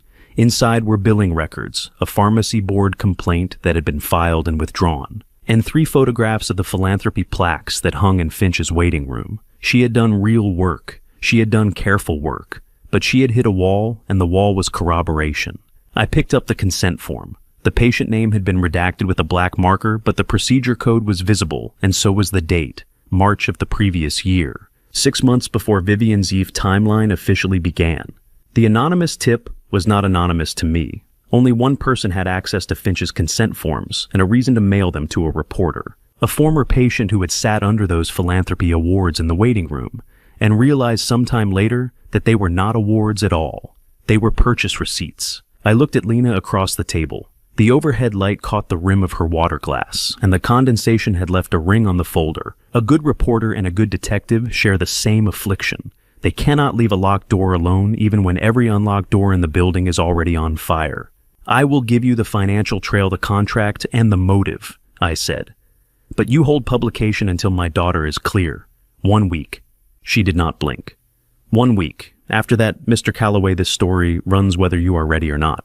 I gave her everything. The estate structure, the cancer diagnosis driving the timeline, the escalating payments to Finch, the contract clause that would have trapped Claire. I watched her write in a shorthand I could not read, filling 3 pages in a notebook with a green cover, and when she finished, she closed the notebook and looked at me with the expression of someone who had just been handed the key to a room she had been circling for the better part of a year. Before I tell you who showed up at my door the next evening, if you are still with me right now, I need you to do something. Comment whether you think Ryan Harmon was a willing participant or a victim, and tell me why in 5 words or fewer. Please note what follows includes some recreated details for narrative impact. The truth behind the story is what matters most. Thursday evening. The porch light was on because I had forgotten to switch it off, and the sound of knuckles on my front door came at 7:42. I know the time because I was heating soup on the stove, and the microwave clock was directly in my line of sight. Ryan Harmon stood on my porch in his pharmacy uniform, white coat name badge, rubber-soled shoes that squeaked on the wet wood. He had not called, he had not texted. He had driven 26 minutes from the pharmacy in Westerville to stand on my doorstep and say what he could not say inside his own family's house. I did not invite him in. $280,000, he said. Inventory that moved through accounts I managed but never authorized. My father found it before I did. And he let me know he found it the same week he asked me to support the surrogacy. That was not a coincidence, Mr. Calloway. The December air tasted like wet concrete and wood smoke from a neighbor's chimney. Ryan's breath came out in short, visible bursts. He was not performing. He was confessing. You came to my house, I said. You stood in my kitchen at Thanksgiving and watched my daughter read that contract. I stood in your kitchen because my father told me to stand there, the same way he tells everyone where to stand. He paused. Except now he is dying, and the person giving the orders is my mother. I have spent 20 years dividing the world into 2 clean categories, the people who do harm, and the people harm is done to. Ryan Harmon was the first person I had ever met who occupied both categories at the same time, standing on my porch in a uniform that smelled like antiseptic and something closer to shame. Do you still have that email? I asked. He pulled his phone from his coat pocket. September 14th, 4 sentences. He never once used the word threat. He did not have to. I read Gideon's email under the porch light. 4 sentences, no threats, no accusations, no demands. Just inventory numbers, a DEA reporting threshold, and a closing line. Family takes care of family. The most dangerous threat I had ever read, written by a dying man whose wife had already taken over the operation. I forwarded the email to myself and handed the phone back. Ryan's hands were shaking. Mine were not. My son called at 7:14 on a Friday morning, not to apologize, not to explain, not to ask how I was holding up or whether Claire was safe. Derek called to offer me the one thing he had never given anyone in his life, the truth packaged as evidence. The email from Gideon was still sitting in my forwarded inbox, 4 sentences that had kept me awake most of the night. But before I could decide what to do with a dying man's threat, my phone lit up with Derek's name, and I answered because a father answers even when the person calling stopped deserving it months ago. I kept everything, he said. No greeting, no warmth, no breath, wasted on small talk. Every wire confirmation, every email, every instruction Gideon sent me about keeping Claire isolated from the family finances. I kept it because I knew a day like this would come. Not because I am brave, Dad, because I am careful. I stood in my kitchen with the phone pressed to my ear and my free hand flat on the counter. The coffee maker was gurgling behind me. Outside the window, a cardinal sat on the fence post where Margaret used to hang the sweet feeder, and it occurred to me that even the birds had outlasted her. You took their money to help them trap your sister, I said. Yes, and I kept the receipts because I knew the people paying me would eventually need to be stopped. That does not make me good. It makes me useful." He paused and I heard him swallow. "Do you want the files or not?" Bobby had been right. Bobby had told me weeks ago that Derek always left himself an escape route, and here it was, a complete archive of wire transfers, written instructions, and payment confirmations that my son had preserved not out of conscience, but out of self-preservation. He had betrayed Claire and simultaneously built the most damning paper trail against the people who paid him to do it. I want you to sit with that for a moment. If you have children, if you have ever looked at your own son or daughter and believed you understood the full architecture of who they are, consider this. My son sold his sister's autonomy for enough money to cover a debt he never told me about. And then he filed the evidence in a folder labeled insurance on a hard drive he kept in a storage unit on Morse Road. He was not torn. He was organized. "Send the files," I said. He sent them within the hour. 14 documents. I printed every one on the same printer Margaret had bought for her lesson plans, and the ink cartridge was still the one she had installed. And I thought about that longer than I should have. By Friday evening, the kitchen table looked like a field office. Bobby's forensic traces were in a manila folder on the left. Earl's legal framework sat in a binder with blue tabs. Jesse's 18-month investigation file took up the center. Ethan's forwarded emails were stacked beside Lena's anonymous tip documentation. Ryan's blackmail evidence was in a separate envelope I had labeled with the date. And now Derek's insurance archive filled the remaining space. 14 pages that turned my son into both the prosecution's best witness and its most uncomfortable one. 7 sources. 7 people who each held one piece of what the Harman family had built. I had not planned this. I had not recruited them. They had come to me one by one, because the conspiracy had grown too heavy for the people carrying it, and the people crushed beneath it. I sat down with the last item I had not yet finished reading Margaret's notebook. I had been working through it for days. Her careful schoolteacher handwriting, documenting observations she had made about the Harmon family finances. Questions she had written to herself. Patterns she had noticed before anyone else thought to look. But I had not reached the final page. I reached it now. October 15th, 3 weeks before the stroke took her voice. The handwriting was different here. Not the precise print she used for her investigation notes. This was cursive slanted, written quickly. 3 lines. "Tell Walt, don't wait. I'm afraid."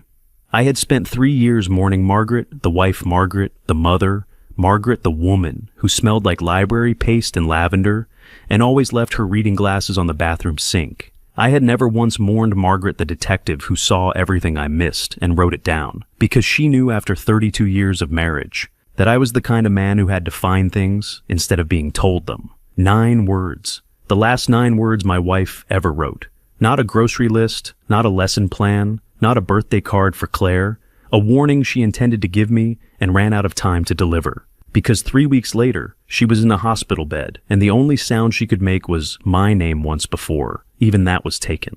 I closed the notebook. The kitchen smelled like cold coffee and printer ink. My hands were steady, and that surprised me because the rest of me was not. I did not cry.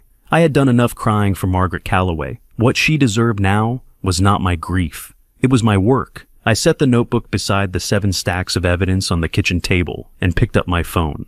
There was only one person who could assemble all of this into something a courtroom would respect. Someone who had spent 20 years on the federal bench and another 2 sharpening a grudge into a legal instrument.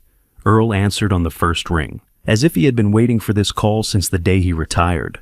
Ethan Harmon's emails arrived at 6 in the morning, 47 messages forwarded in a single batch as if he wanted to empty himself of the family before sunrise. I had barely set down the phone from Earl's call the night before he had agreed to come. Monday told me to organize everything chronologically, and hung up with the efficiency of a man who had been waiting decades to dismantle something worth dismantling. Bobby came over at 7 with 2 coffees and a box of latex gloves he still kept from his forensic days. He did not need them for emails, but old habits have their own logic, and I was not going to argue with the only person in my family who had never lied to me. We sat at the kitchen table and began reading. The first thread that stopped us was dated June 14th. Bobby read it aloud because my hands had gone still on the printout. Vivian to Linda. 4 sentences that rewrote everything I thought I understood about the woman who had cried at my dinner table. A 3rd IVF failed. Bobby read, Dr. Adler says there is no viable path. We proceed with the alternative. Please confirm Clause 11. Language ensures the child meets specifications. He set the page down and looked at me. She knew 6 months before Thanksgiving.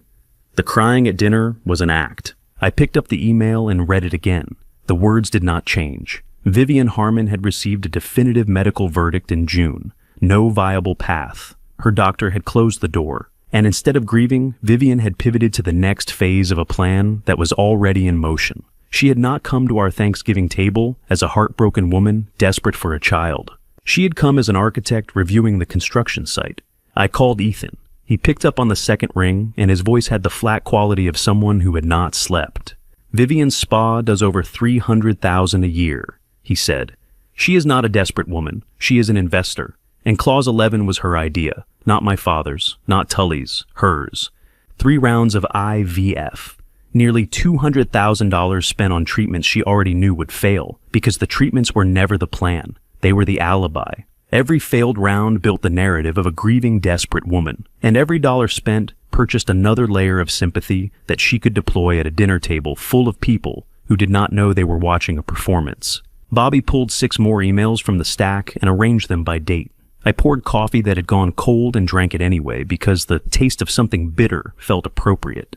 By noon, Jessie arrived with her own copy of the emails. Ethan had forwarded them to her as well, and a yellow legal pad, already half full of notes. She spread the remaining messages across the table in chronological order, and what emerged was not a conspiracy. It was a blueprint. Linda to Derek March. Jessie said, touching each page as she named it. Linda to Finch's office April. Linda to Ryan about the hormone schedule May. Linda to Vivian, confirming Clause 11. June. Linda to Sandra about monitoring Claire's routine. July. She straightened up and looked at me. Every operational decision traces back to one sender. Gideon is the money. Linda is the mind. The kitchen was quiet except for the refrigerator humming and the occasional car passing on the street outside. Bobby stood at the counter with his arms crossed. Jessie stood at the table with her legal pad. I sat in the chair Margaret used to sit in, surrounded by 47 emails that all pointed to the same woman. Every family has an architect and a contractor. One draws the plans, the other swings the hammer. And the most dangerous families are the ones where the architect looks like she is only there to pour the coffee. I had sat across from Linda Harmon at 3 family dinners. She passed the bread. She complimented Margaret's china pattern. She asked about my retirement with the gentle interest of a woman who had no agenda beyond politeness. And the entire time, she was constructing a system designed to use my daughter's body to shelter an estate from taxation. She never raised her voice above the volume of someone asking for the salt. This is not a dying man's desperation, Jessie said. This is a 60-year-old woman's business plan. Gideon is the excuse. Linda is the reason. I looked at the table. Bobby's forensic notes on the left, Earl's legal framework in the binder, Jessie's investigation file in the center, Ethan's emails fanned across every remaining surface, Lena's documentation, Ryan's forwarded threat, Derek's insurance archive, and now threaded through all of it like a signature written in invisible ink, Linda's fingerprints on every decision, every recruitment, every timeline. She had approached Derek first. She had selected Finch from a list of 3 doctors. She had instructed Ryan on hormone timing. She had placed Sandra Briggs in the house 3 doors from Claire. She had done all of this while her husband signed the checks and took the phone calls and sat at the head of the table looking like the man in charge. 47 emails, 1 architect. Every line of evidence pointed to the woman who had never signed a document, never left a fingerprint on anything except a dinner invitation, never once been suspected by anyone in the room. Linda Harmon had built this conspiracy the way she built everything, quietly, completely, and with the absolute confidence of someone who had never been caught. I picked up the phone to call Earl back, but Bobby was already reaching for his coat. He knew where I was going next. 3 doors down, Sandra Briggs's front porch. The spy who had been watching my daughter's house for months, reporting everything to the woman who had designed everything. The worst thing I learned that Saturday evening was not that my daughter had been chosen. It was that she had been chosen second after the first woman was smart enough to say no. Sandra Briggs had not answered her door. Bobby and I stood on her porch for 3 minutes, knocked twice, and watched the living room curtain move without anyone appearing behind it. She was home. She was hiding. That told me everything her words would have, so we walked back to my kitchen, where Lena Marsh was waiting, with the last piece of her 8-month investigation. 14 months ago, Lena said Gideon approached another woman, 26 healthy, no family connection to the Harmons. He offered $120,000. She refused. Lena set a single sheet of paper on the table. 2 weeks after her refusal, $45,000 appeared in her account with a one-page NDA. She signed because the alternative was a man with 3 lawyers and a pharmacy empire. Her name is in my notes, but I promised her anonymity, and I intend to keep that promise. Claire was sitting in Margaret's chair. She had come over an hour earlier after I called and told her she needed to hear something in person. She had not spoken since Lena began. Now she looked at the paper on the table, the way you look at something that has just reclassified your entire existence. They shopped for me, she said. The kitchen faucet dripped. The clock on the stove read 6:47. Outside, the streetlight had come on early because of the overcast sky, and it threw a yellow rectangle across the linoleum that touched the edge of Claire's shoe. They shopped for someone they could control, I said. You were not special to them, sweetheart. You were convenient, and that is the part that should make you angry, not sad. She did not cry. She nodded once slowly the way her mother used to nod when she had finished processing something and was ready to act. I had not seen that gesture in 3 years, and seeing it on Claire's face almost broke me in a way that none of the evidence had. If you have a daughter, imagine learning that someone evaluated her the way a bank evaluates collateral, not for who she is, but for how difficult she would be to replace if she refused. Not a daughter-in-law, not a member of the family, a vendor selected for maximum compliance and minimum exit routes after the first vendor had the leverage to walk away and the good sense to use it. Claire was chosen because she was married into the family, which meant refusing would cost her the marriage. Because she was an ICU nurse working 12-hour shifts, which meant she had no time to investigate. Because her father was a retired PO, who everyone assumed had stopped paying attention. They were wrong about the last part. They were catastrophically wrong. Lena left at 8. Claire stayed. She fell asleep on the couch under the blanket Margaret had crocheted during her last winter. And I sat in the kitchen with the evidence spread across every surface and listened to my daughter breathe in the next room and did not sleep at all Sunday morning. Earl arrived at 9 with a leather briefcase that looked like it had survived the federal judiciary and 2 decades of retirement. Bobby was already at the table with coffee. I walked to the hallway closet, reached behind the winter coats, and unlocked the bottom drawer of my desk. How long does it take to build a case against the people who married into your family? I can tell you exactly. It takes 6 months of active investigation, 7 sources who came forward one at a time, a wife who saw it before anyone else and wrote it down, and a locked drawer that I had been adding to since before Claire's wedding. I set the dossier on the table. Earl opened it. The blackmail email, the 47 family threads, Tully's draft contract, Bobby's transfer records, the escalating payments to Finch, Derek's insurance archive, Lena's silence money documentation, and at the bottom, Margaret's notebook with its final 3 lines still visible through the worn cover. A financial fraud, Earl said, turning pages. Medical ethics violations, coercion, blackmail, witness tampering through silence payments, contract fraud, and at the center, a generation-skipping trust designed around a child who does not yet exist. He looked up. You built this like a federal case. I started it before the wedding, I said. The words tasted like cold pennies in my mouth. Margaret's notebook gave me the instinct, but instinct is not evidence. It took 6 months, 7 sources. And my wife dying before I had enough to open this drawer and call it proof. Bobby set his coffee down. The mug made a small sound against the wood. What happens now? Earl closed the folder and placed it flat on the table between us. This is enough, more than enough, but none of it matters unless Claire says yes. This is her body, her marriage, her name on every document. She decides whether we fight or we walk, nobody else. I looked at Bobby. Bobby looked at the floor. We both understood what Earl was really saying. The only person who could authorize this fight was the one person who would lose the most by fighting, and she was sitting in the next room on the couch where she had slept under her mother's blanket, listening to every word through a door I had forgotten to close. Claire said one word through the open door. Fight. She did not step into the kitchen. She did not sit down. She stood in the doorway with her mother's crocheted blanket still over her shoulders and said the word like it was a verdict she had already deliberated on while we were still assembling the jury. By Sunday afternoon, 4 envelopes sat on Earl Whitmore's dining table, each addressed to a different institution, each containing enough to end a different career. Earl's house smelled like pipe tobacco and furniture polish, the scent of a man who had lived alone since his wife passed and kept everything exactly where she had left it. His dining table was mahogany long enough for 8 chairs, and we used every inch of it. Bobby stood at one end, printing duplicate copies on Earl's home printer. Jessie sat in the middle, organizing cover letters with the precision of someone who had spent 18 months preparing for this moment. Lena stood by the window, reading through the complete file one final time with both phones face down on the sideboard. Earl distributed the folders with the calm efficiency of a man who had spent 2 decades issuing sentences from a federal bench. Lena gets the narrative, he said. Medical board gets Finch, Bar Association gets Tully, the IRS gets the trust fraud, 4 institutions, 4 filing deadlines. Maced is 4 people who cannot pretend they did not receive this. He tapped the table once.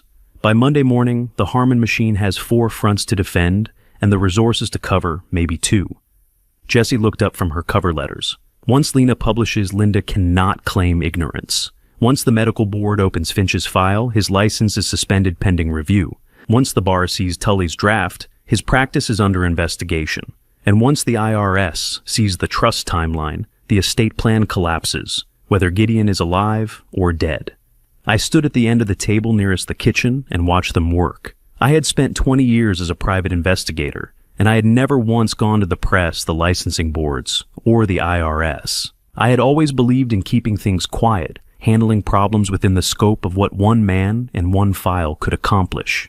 But I had also never investigated a family that had bought a doctor, blackmailed a son, bribed my own boy, and tried to rent my daughter's body for a tax strategy. 4 envelopes is not justice. 4 envelopes is a controlled demolition, and the only difference between demolition and destruction is whether you planned where the building would fall. Bobby sealed the last envelope with a strip of packing tape that squeaked against the paper.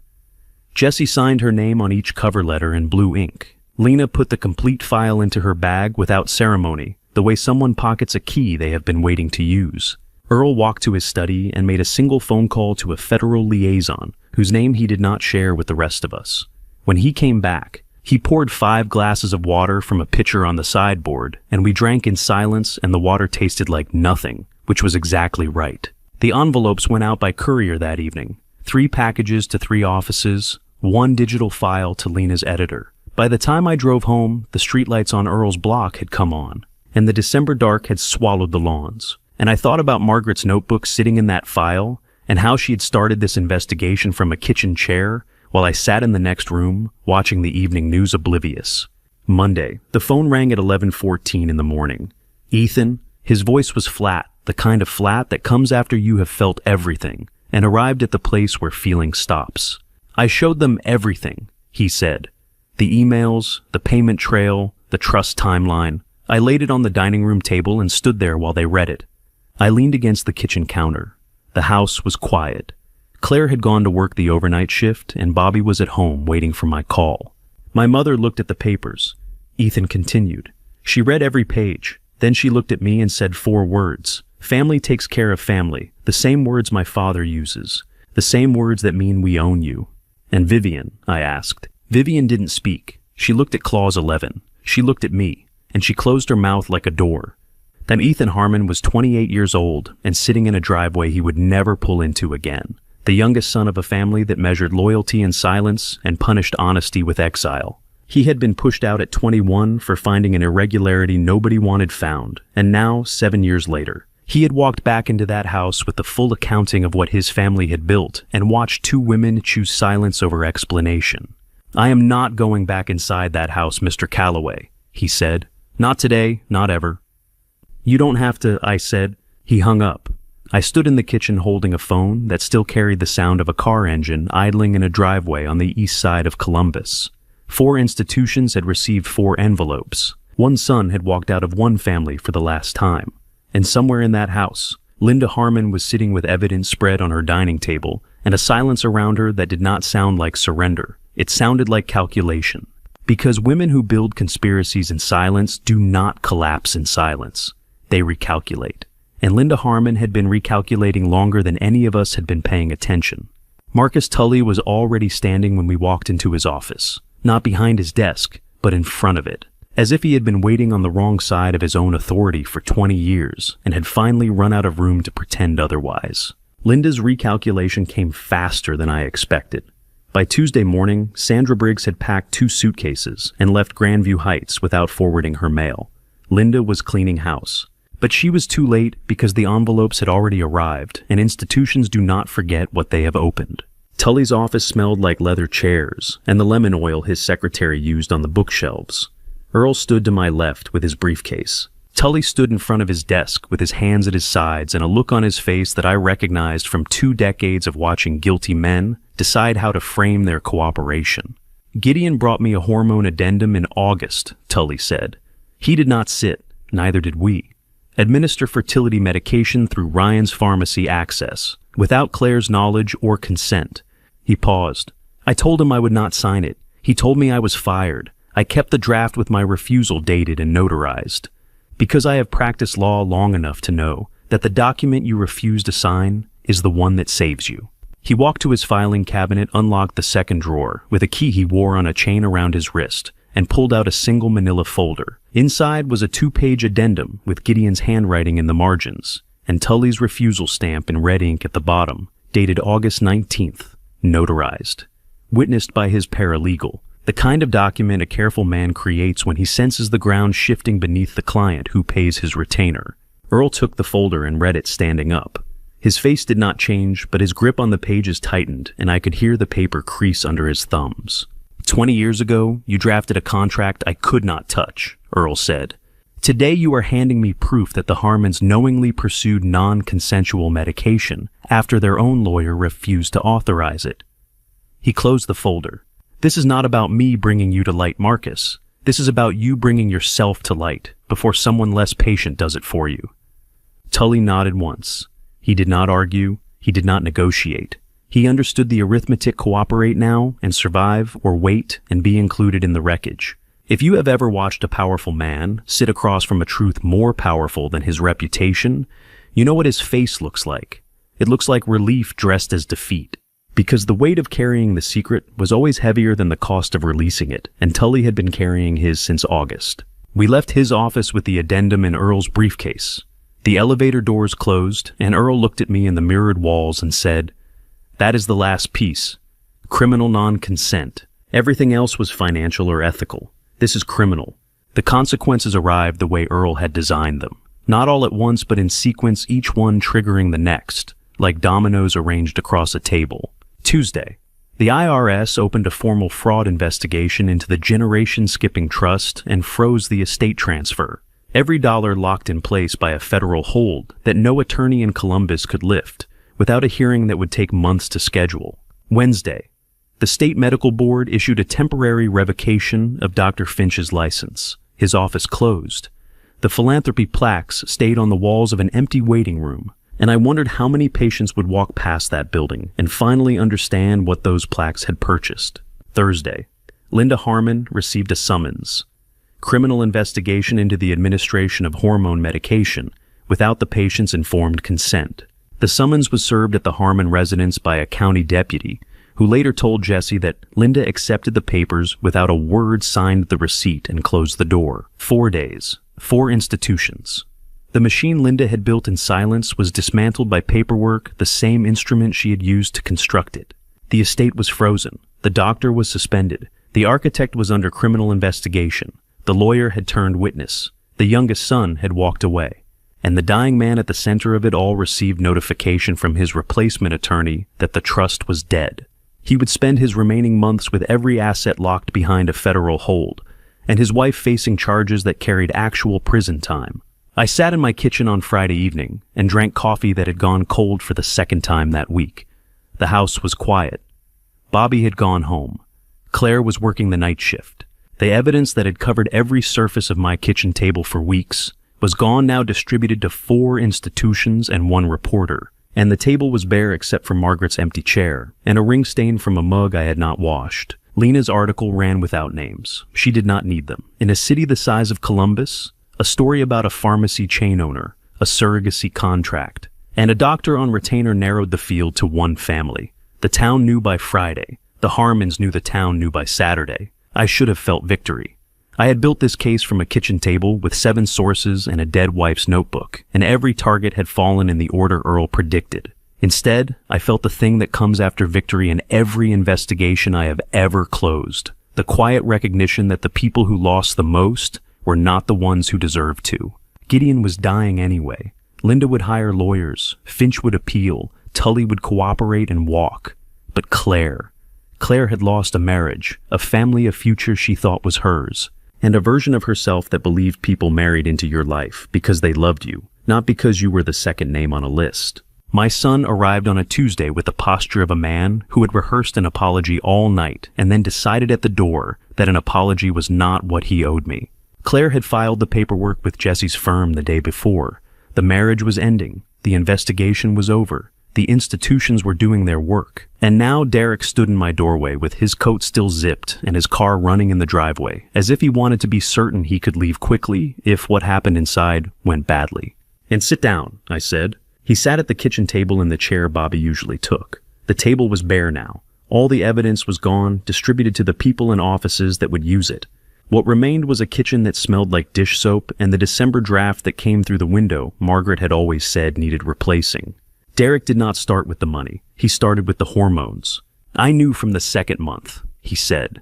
His hands were flat on the table palms down the way someone presses their fingers to a surface when they need to feel something solid. Ryan told me they were adding something to Claire's supplements. I told myself it was vitamins. I knew it was not vitamins. I told myself anyway, because the alternative was admitting I had sold my sister's health along with everything else. He talked for 20 minutes, the accident debt, the approach from Gideon, the wire transfers, the instructions to keep Claire away from the family's financial conversations. The Thanksgiving dinner, where he stood in this kitchen and watched his sister read a contract designed to control her body, and said nothing because saying something would have cost him the money that was already paying down a debt he had never told me about. I listened to every word. I did not interrupt. I did not raise my voice. I did not leave the room. I sat across from my son and let him empty himself of 6 months of complicity, the way Ethan had emptied 47 emails in a single batch. Because confession only works if the person hearing it stays in the chair. When he finished, the kitchen was quiet. The refrigerator hummed. A car passed on the street outside. I could taste the coffee I had drunk an hour earlier, bitter and metallic at the back of my throat. How many of you have sat across from someone you love and realized that the thing you need to say is not, "I forgive you, but I am not ready to forgive you, and I love you anyway." And those two things will have to share the same room until one of them figures out how to leave. "You knew about the hormones and stayed silent," I said. "That was not weakness, Derek. Weakness is not knowing what to do. You knew exactly what to do and chose not to do it. That is a choice. Do you understand the difference?" He opened his mouth. Nothing came out. He closed it. His eyes were wet, but he did not cry, and I recognized that restraint because it was mine. He had learned it from watching me. And in that moment, I was not sure whether I had taught him discipline or just taught him how to hold things in until they rotted. "You do not need the answer today," I said, "but you need to find it. And when you find it, you bring it to your sister, not to me." He nodded. He left. The car in the driveway pulled away, and I stood at the window and watched my son drive down the street where he had learned to ride a bicycle. And I wanted to forgive him the way you want water, after a long illness desperately physically, in a place beneath language. But forgiveness without understanding is just permission. And I would not give Derek permission to remain the man who knew about the hormones and said nothing. Monday night, Jessie called and told me what happened at her apartment. She had invited Claire over. Ethan was already there, sitting in the corner of her living room with a glass of water he never drank. Jessie told Claire the truth. She had built the investigative file 18 months ago. She had enough to ask questions and chose not to ask them because she was afraid of what the answers would do to Claire's marriage. She chose comfort over safety, and she said those words exactly. Because Jessie Prescott was the kind of lawyer who believed that precision in language was a form of respect. Claire was silent for a long time. Jessie said she could hear the radiator clicking in the hallway and the neighbor's television through the wall. Then Claire spoke. "You cannot know everything, Jessie. Nobody can. And now you are here. That is the part that counts." Ethan stood up from the corner. His voice was steady but thin, the voice of a 28-year-old who had walked out of his family twice and was still learning what to build in the space they left behind. "My family did this to you," he said. "My father signed the checks, my mother drew the plans, my brother administered the hormones, my sister-in-law wrote the clause. I cannot apologize for any of them. They would not want me to, but I can be a witness, and I will be." Forgiveness is a house with many rooms, and the room most people never find is the one where you stop waiting for the apology to be good enough and start building with whatever materials showed up at the door. 3 people sat in that apartment: a friend who waited too long, a brother who left too early, a woman who survived something none of them prevented. They did not forgive each other. They did something harder. They chose to keep going in the same direction. Claire called me at 11 that night. She did not say she was okay. She said something that cost her more. "I am filing for divorce on Thursday, Dad, and I need you to be there, not as a detective, not as the man who built the case, as my father."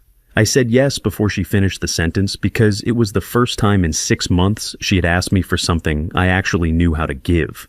What do you say to the man who put hormones in your supplements, showed you the contract that proved his family's intentions, and then stood in your kitchen pretending to be your husband for 3 more months? I drove Claire to the house in Upper Arlington on Thursday morning. She asked me to wait in the car. I did. I sat in the driveway with the engine off and the heater dying and my hands on the steering wheel, being her father, which was what she had asked me to be, and which turned out to mean sitting still while she walked into the hardest conversation of her life without me. She told me afterward what happened inside. They sat at the kitchen table, their kitchen table, the one they had picked out together at a furniture store on Sawmill Road the week after they moved in. Ryan was already seated when she came through the door. He did not stand. He did not reach for her. "I made a choice," he said. "I knew it was wrong when I made it, and I made it anyway. I am not going to sit here and tell you I was only afraid. I was afraid, and I was weak. And those are 2 different things, and I chose to be both." Claire sat across from him. The kitchen smelled like the dish soap they both used and the coffee he had brewed and not drunk. She could hear the neighbor's dog barking through the wall, a sound she had listened to every morning for 3 years without thinking about it. "Why did you show me the contract the night before Thanksgiving?" she asked. Ryan looked at the table. "I do not know. Maybe I wanted you to see me as less of a monster. Maybe I wanted you to say no so it could be over without my fingerprints on the refusal." He paused. "I do not know which one is true. Maybe both." "That is not sufficient," Claire said. "But at least it is the truth." They sat for 40 minutes. No shouting, no crying.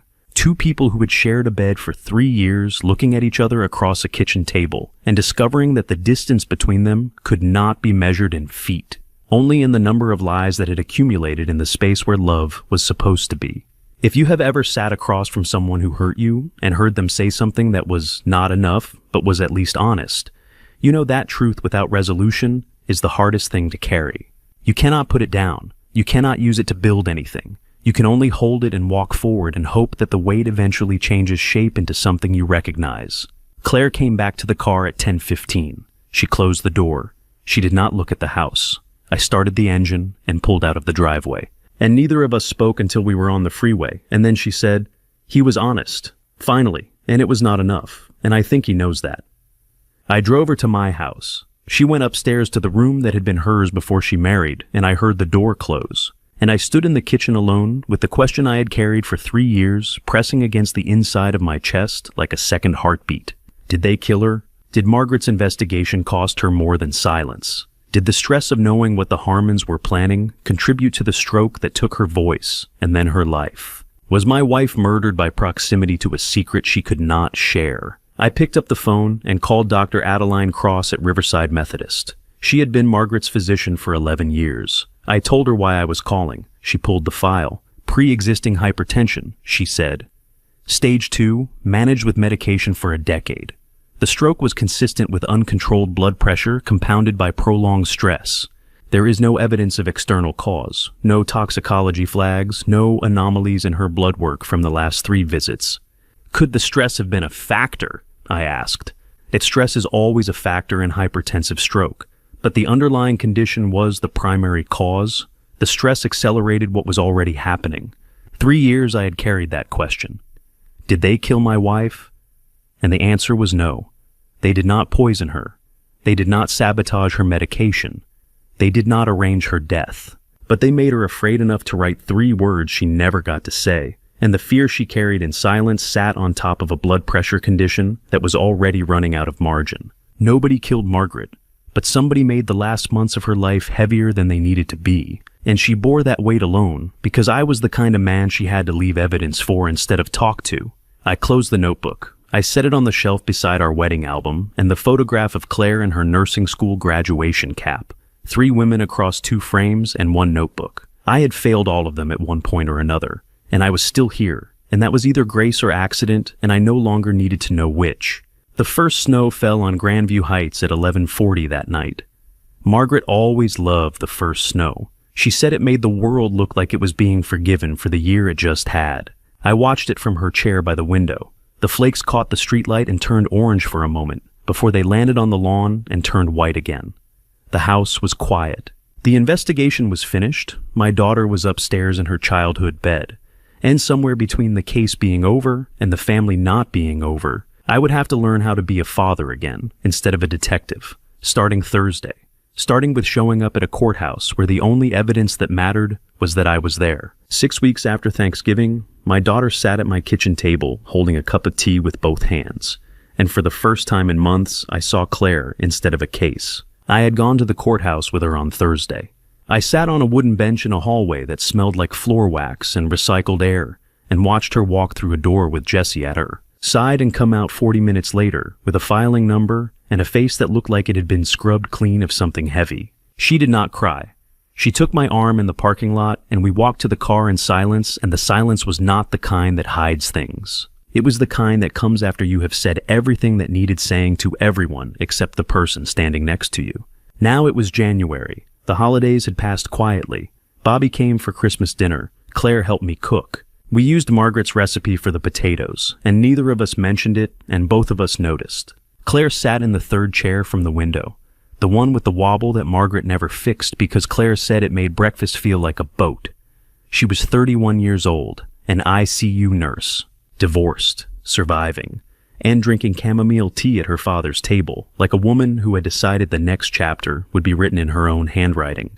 "Did you know beforehand that I would be all right?" she asked. The kitchen was warm. The radiator ticked against the baseboard. Outside, January had turned the lawn gray, and the sky the color of old paper, and a cardinal sat on the fence post where the sweet feeder used to hang. "No," I said. "I did not know you would be all right. I knew I would not leave you alone if you were not. That is different. That is not certainty. That is just presence." And it was the only thing I had left to offer after I ran out of evidence.